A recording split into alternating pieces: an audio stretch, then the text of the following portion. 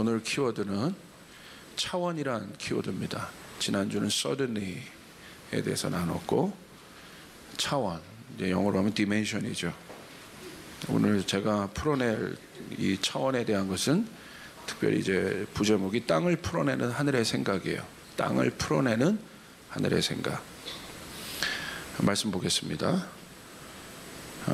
여러분, 구원이 뭘까? 우리가 예수 믿는다는 건 구원받았다. 내가 예수 믿고 구원받았다는 게 뭘까? 한번 여러분 생각해 보셨습니까? 내가 예수 믿고 구원받았다는 건 뭘 의미할까?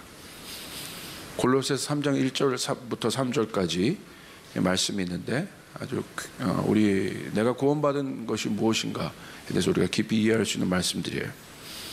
우리 같이 한번 읽어봅시다. 시작. 그러므로 여러분이 그리스도와 함께 살려주심을 받았으면 위에 있는 것들을 추구하십시오. 거기에는 그리스도께서 하나님의 오른쪽에 앉아 계십니다. 여러분, 땅에 있는 것들을 생각하지 말고 위에 있는 것들을 생각하십시오. 여러분은 이미 죽었고 여러분의 생명은 그리스도와 함께 하나님 안에 있습니다. 구원받았다는 것은 여러분이 잘 아는 것처럼 출애굽 사건입니다. 내 인생의 출애굽이 일어나는 거예요.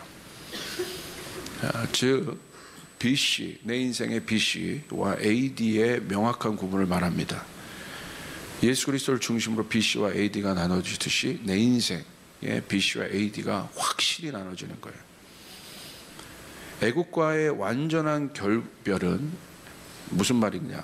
애굽의 옛자가 죽었음을 의미하는 홍해의 세례입니다. 그들이 홍해 바다를 지나갈 때 그것을 세례라, 침례라 표현했어요. 세례와 침례는 무엇입니까? 물에 잠긴다는 것은 나의 옛자가 완전히 죽었다는 것을 의미합니다. 그래서 성경은 이 일에 대해서 모호함이 없습니다. 명확합니다. 오늘 말씀은 이 일을 증거하고 있습니다. 여러분 3절 보세요. 여러분은 이미 죽었다. 우린 이미 죽은 자라 표현하고 있습니다. 엄청난 선포입니다. 이미 우리들의 죄된 옛자는 죽었습니다. 그리고 새롭게 거듭나게 되었습니다. 이것은 우리가 이 땅에 살지만 무슨 말입니까? 내가 죽었다는 것은 우리가 이 땅에 살고 있지만 우리의 정체성과 신분이 바뀌었다는 것을 의미합니다. 하늘에 속한 자라는 사실을 의미하는 것입니다. 그 삶이 무엇입니까? 바로 1절에 있습니다. 내가 죽었다. 내가 구원받았다. 내가 출애굽했다. 그리고 구원받은 나의 성도로서의 삶이 무엇인가? 구체적으로 이렇게 나와 있습니다. 1절. 위에 있는 것들을 추구하십시오. 위의 것들을 구하십시오. 2절. 땅에 있는 것들을 생각하지 말고 위에 있는 것들을 생각하십시오. 할렐루야. 이게 구원받았다는 거예요. 이것을 한 단어로 표현하면 차원이라고 얘기할 수 있어요. 여러분, 세상도 계속 업그레이드 되고 있지 않습니까? 아주 업그레이드 되는 아주 그 레벨 지표가 뭐예요? 이동통신사를 보면 돼요. 계속해서 뭐 3G, 4G, LTE, 5G 계속해서 세상이 업그레이드 되고 있어요. 다른 차원들로 들어가고 있다는 거예요. 성경도 마찬가지예요. 위의 것들을 생각하며 살라. 땅의 것들을 구하며 살지 말고 위의 것들을 구하고 위의 것들을 생각하며 살라. 무슨 말입니까? 다른 차원의 삶을 살라는 거예요. 이 땅에 살고 있지만 이 땅의 차원이 아니라 하늘의 차원을, 하늘의 디멘션을 가지고 살아가는 것입니다. 하늘의 차원으로 살아가라는 말은 뭘까요? 그러면 제가 질문해 봤어요. 그렇다면 우리는 차원의 특성을 알아야 돼요. 그게 뭘까? 여러분, 차원엔 특성이 있어요. 어떤 특성이 있냐면 1차원, 2차원, 3차원 있잖아요. 이렇게 점, 선면 이렇게 아는 것처럼 낮은 차원은 항상 높은 차원에 속하게 돼 있어요. 이게 법칙이에요. 높은 차원이 낮은 차원 안에 들어갈 수가 없어요. 낮은 차원은 높은 차원 안에 속하게 돼 있어요. 높은 차원은 낮은 차원을 품게 돼 있다는 거예요. 그러므로 땅의 문제도, 우리 안에 일어나는 많은 막힘의 문제도 해결을 하려면 여러분 이 땅의 차원을 갖고 풀면 안 돼요. 이게 차원의 법칙이에요. 위의 것들을 생각하라는 건 뭐냐면 우리에게 주시는 강력한 하나님의 응답이에요. 구원받은 사람들이 여러분 누려야 될 특권입니다. 할렐루야. 그 높은 차원이 땅의 차원, 낮은 차원을 풀어낼 수 있기 때문에. 여러분 교회 나오시는 이유가 무엇입니까? 예수 믿는 이유가 무엇입니까? 여러분의 삶 안에, 여러분이 살고 있는 시 공간 안에 이 차원의 변화가 일어나야 되는 거예요. 할렐루야. 이것이 내가 예수 믿는 실존인 거예요. 예수 믿는 실제인 거예요. 죄의 저주 아래에 있는 땅은 가시와 엉겅퀴를 냅니다. 성경에 보십시오. 원래 땅은 그러지 않았어요. 그러나 죄의 저주 아래 묶여 있는 그 순간부터 땅은 가시와 엉겅퀴를 내기 시작했어요. 위 언급한 키워드가 여러분 보십시오. 특별히 그렇기 때문에 왜 중요하냐, 이 차원이. 그렇기 때문에 이 땅이 가시와 엉겅퀴를 내기 때문에 우리의 육이 땅이에요. 하나님의 영이 오기 전에, 예수 그리스도의 영이 오기 전에 우리의 육이 그 땅과 같아요. 흙으로 지음 받았으니까. 예수의 영이 오기 전까지 우리는 가시와 엉겅퀴를 낼 수밖에 없는 그런 성분을 갖고 있는 존재들이에요. 그래서 니고데모가 괴로운 거예요. 괴로워했던 거예요. 어떻게 하면 구원받습니까? 예수님 뭐라고 말씀하셨어요? 다른 차원을 말씀하셨어요. 이해 못한다. 너 거듭나야 한다. 다시 태어나야 한다. 다른 세상으로 가야 한다. 할렐루야. 여러분 고통을 벗어난다는 의미는 무엇이겠습니까? 실제적으로 그들이 속한 시간과 공간의 변화를 의미합니다. 그래서 사람은 고통 속에서 몸부림칩니다. 몸부림치는 거예요. 벗어나려고. 그래서 공부도 하고요, 권력도 가지려고 하고 뭔가 몸부림을 치는 거예요, 인간들은.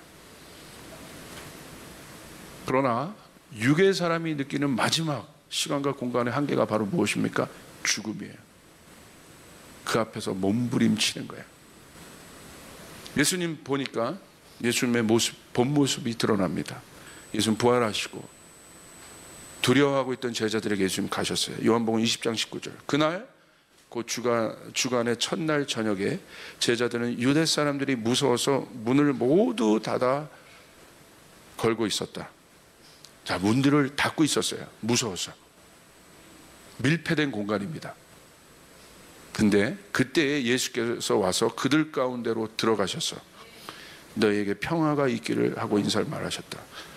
제자들이 두려움으로 떨고 있었습니다. 그래서 그들은 물리적인 공간에서 모든 것을 막고 갇혀 있었습니다. 근데 놀라운 건 뭔지 아세요? 세상에 여러분 핍박을 피해 그들이 그렇게 숨었지만, 벽 가운데 숨었지만, 들키지 않으려고 숨었지만 예수님이 그 벽을 통과해서 들어가셨다. 어떤 제약도 없다는 거예요. 이게 영적인 존재라는 거예요. 그리고 어떻게 선포하셨습니까? 두려움에 떨고 있는, 두려움에 묶여 있는 그들에게 예수님 또 그 두려움을 풀어버리셨어요. 어떻게? 너희에게 평화가 있을지어다. 평강이 있을지어다. 오늘 이 예수의 실제가 여러분 가운데 있기를 축복합니다. 다른 차원이란 이와 같은 거예요. 어떤 것에도 제약을 받지 않는 것입니다. 왜 제가 이 차원을 준비했느냐? 키워드로 초시대라고 이제 이야기합니다. 초월하다, 넘어서다. 세상의 표현으로 의하면 한자로는 초인데 세상의 그 영어 표현은 하이퍼라고 얘기하죠. 하이퍼. 김병문 기자란 분이 이런 글을 썼어요. 통신사 SK텔레콤은 기업 브랜드 전면에 초시대 생활이 되다 캠페인을 펼치고 있다. 뛰어넘다라는 뜻의 초가 내포한 혁신, 하이퍼 이노베이션의 의미를 부각해 초융합, 초연결, 초지능으로 대표되는 시대에 진정한 ICT 첨단 정보 기술 리더로 거듭난다는 의지의 표현이라는 설명이다. LG전자는 시그니처 등 고가 전자제품군에 대해 초프리미엄, 그냥 프리미엄도 아니라 초프리미엄. 그래서 지금을 뭐라고 얘기합니까? 이 5 시대를 이미 들어갔죠? 정보기술 업계에서는 초연결사회, Hyper Connected Society 라는 용어를 자주 사용한다. 인터넷 통신기술 미디어의 발달로 인간뿐만 아니라 인간, 데이터, 사물 등 모든 것들이 실시간 연결돼 정보를 주고받는 사회를 말한다. 다른 시대가 되었습니다. 주목해야 될 단어가 바로 초입니다. 과도한, 초월한이란 뜻이 있어요. 하이퍼. 그런 시대가 우리 안에, 우리가 그런 시대 안으로, 교회와 성도들이 그 시대 안으로 들어갔다는 거예요. 엄청난 변화가 예고되고 있습니다. 재미있는 것은 세상이 먼저 시공간의 제약을 넘어선 시대가 시작되었다고 말하고 있어요.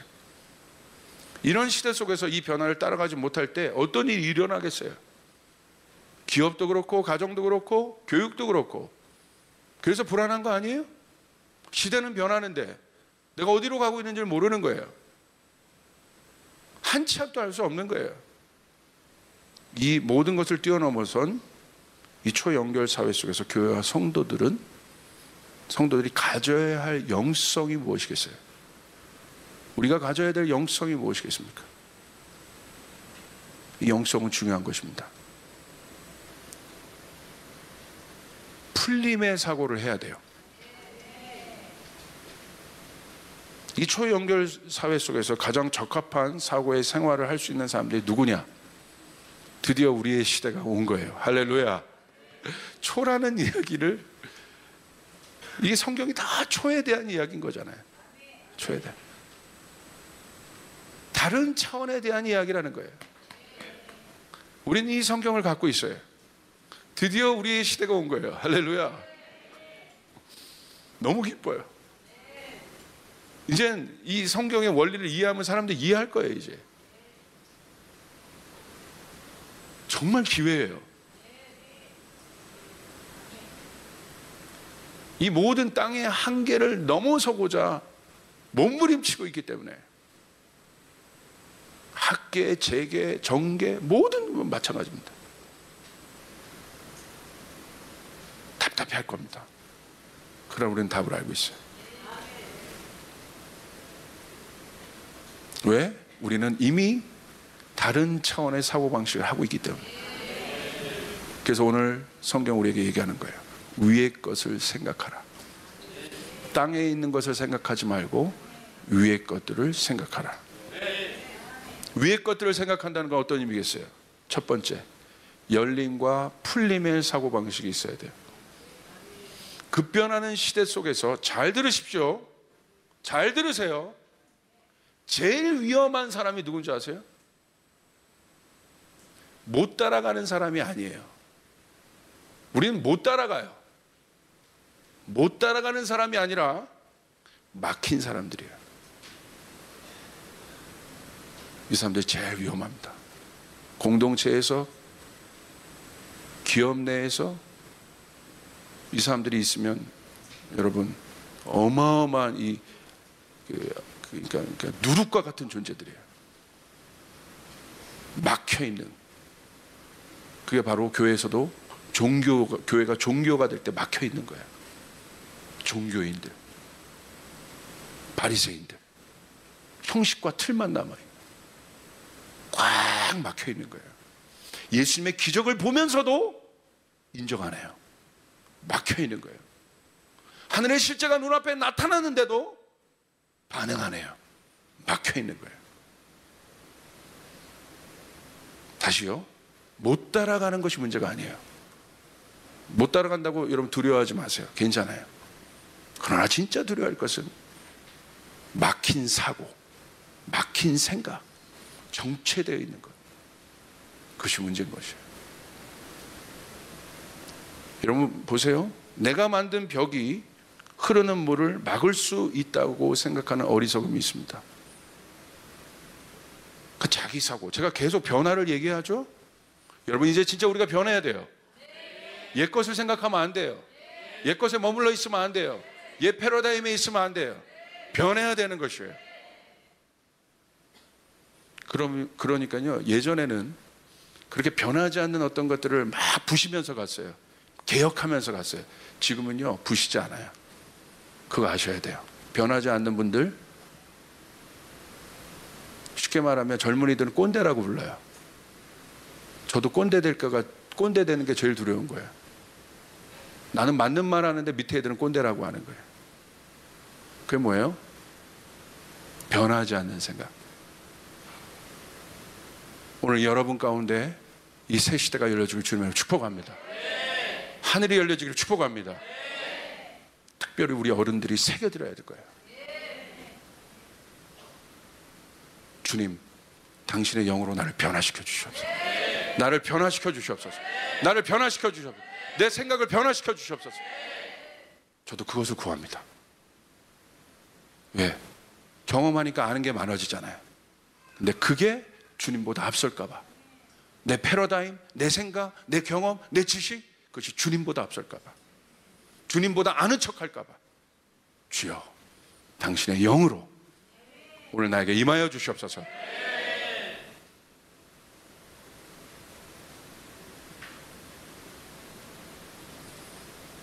그러므로 풀려야 삽니다. 여러분 안에 있는 모든 묶임들이 풀려지길 바랍니다. 묶임은 집착이에요. 내 안에 묶인 것들이 있어요? 이제 봐봐야 돼요. 내 내면을. 묶임의 원인이 뭔가? 집착이에요. 자녀에게 묶여 있습니까? 원인을 봐야 돼요. 묶여 있습니까? 봐야 돼요. 왜 묶여 있는가? 집착입니다. 집착은 뭡니까? 욕망이에요. 욕망은 하나님의 뜻이 아닌 내 뜻이에요. 그걸 욕망이라고 하는 거예요.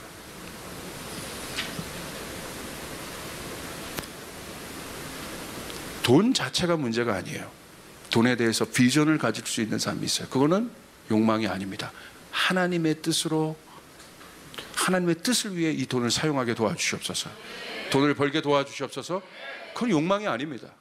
하나님의 뜻을 위해 내가 이 지식을 습득하게 도와주시옵소서. 그건 욕망이 아닙니다. 하나님의 뜻을 위해서 이 학교를 가게 해 주시옵소서. 승진하게 해 주시옵소서. 여러분 냉철하게 봐야 돼요. 욕망이 아니에요. 왜? 데스티니가 있기 때문에, 비전이 있기 때문에. 할렐루야. 그러나 그것이 없는 갈망은 욕망이요. 다시 한번 선포합니다. 나는 묶인 자가 아니다. 풀림의 사고를 해야 돼요. 예수님이 오셔서 나사로를 향하여 뭐라고 했어요? 나사로야 나오라 라고 얘기했어요. 나사로를 풀어버리셨어요. 선포하신 거예요. 내 안에 있는 죽은 나사로를 풀어내야 되는 것이에요. 그 붕대를 풀어내야 되는 것이에요. 나사를 풀어야, 나사를 푸는 게. 그래서 나사로인가? 할렐루야. 풀어내야 돼. 풀어세요. 계속 풀으세요. 내 언어가 사람들을 풀어야 돼요. 내 가정을 풀어야 돼요. 내 직장을 풀어야 돼요. 예수의 이름으로 명하노니 풀릴지어다. 풀릴지어다. 릴리스해야 돼요. 하늘의 능력으로 풀어야 돼요. 내 안에 있는 묶임들이 풀릴지어다. 관계의 묶임이 풀릴지어다. 재정의 묶임들이 풀릴지어다.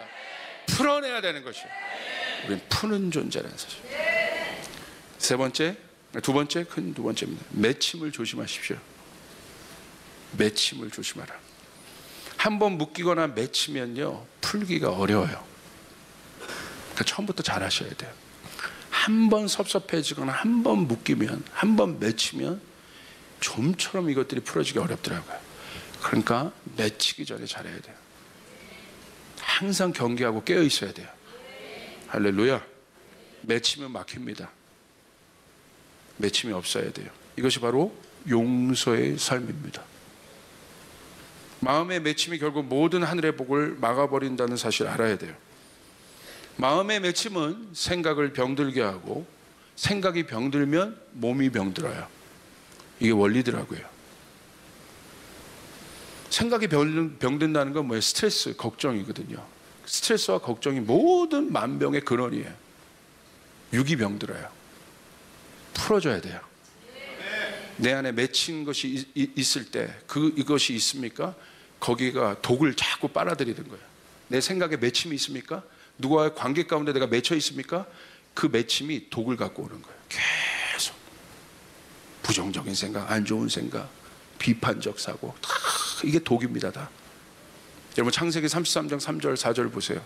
야곱은 하늘의 복을 구한 자예요. 여러분도 야곱처럼 복을 구하지 않습니까? 하늘의 복을 받고 싶은 분 아멘으로 화답하시길 바랍니다. 하나님 내 가정에 복을 받게 하시옵소서. 야곱의 복이 있게 도와주시옵소서. 야곱의 축복은 뭐예요? 왜 야곱의 복이 귀할까요? 축복을 하는 자가 됐다는 거예요. 야곱을 통하여 모든 지파들이 모든 아들들을 축복합니다. 축복을 하는 자가 됐다는 거예요. 이게 우리들입니다. 하나님은 아브라함의 하나님, 이삭의 하나님, 야곱의 하나님, 축복하는 자의 하나님이에요. 저주하는 자의 하나님이 아니라, 묶는 자의 하나님이 아니라 풀어내는 자의 하나님, 복을 풀어내는 자의 하나님, 그 하나님이 우리 하나님이라는 거예요. 언제 이 복이 풀립니까? 창세기 32장 28절에 야곱이 자신의 자아와 씨름해요. 하나님의 사자가 보내서 야곱의 환도뼈를 칩니다. 거기서 야곱의 이름이 바뀝니다. 그가 이르되 내 이름을 다시는 야곱이라 부를 것이 아니요 이스라엘이라 부를 것이니 이는 내가 하나님과 및 사람들과 겨루어 이겼습니다. 절뚝거려요. 하나님의 흔적을 갖고 있었다는 거예요. 이제 여러분, 예수 믿은 여러분은 주님의 흔적이 있습니다.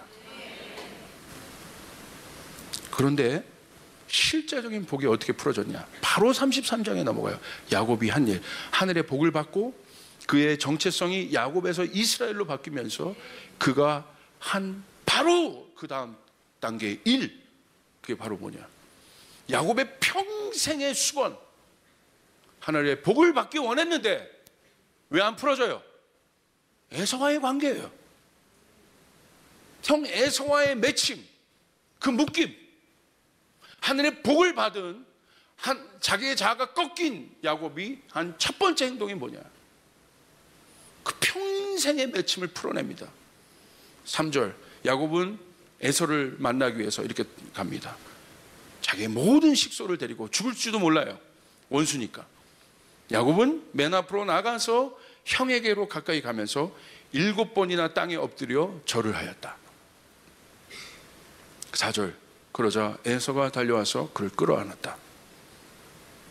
에서는 두 팔을 벌려 야곱의 목을 끌어안고서 입을 맞추고 둘은 함께 울었다. 할렐루야.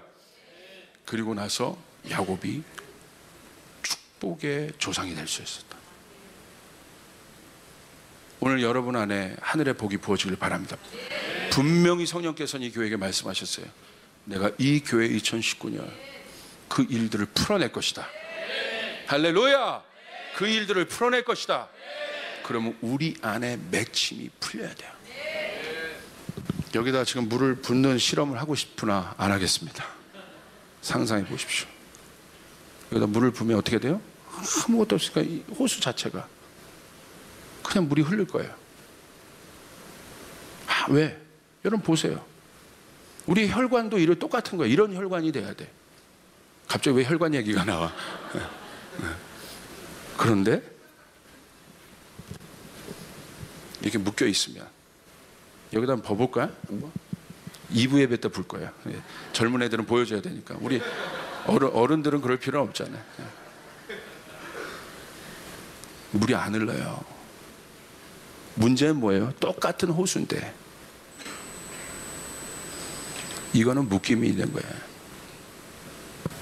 똑같은 호수인데 마음 안에 하나님께서는 어마어마한 하늘의 축복의 호수를 가지고, 에스겔서 47장에 있잖아요. 성전으로부터 흐르는, 위로부터 흐르는 물이 있지 않습니까? 할렐루야. 주님이 부어주시겠다는 거예요. 그런데 묶임이 있으면 안 흐르는 거예요. 순환이 안 되는 거예요.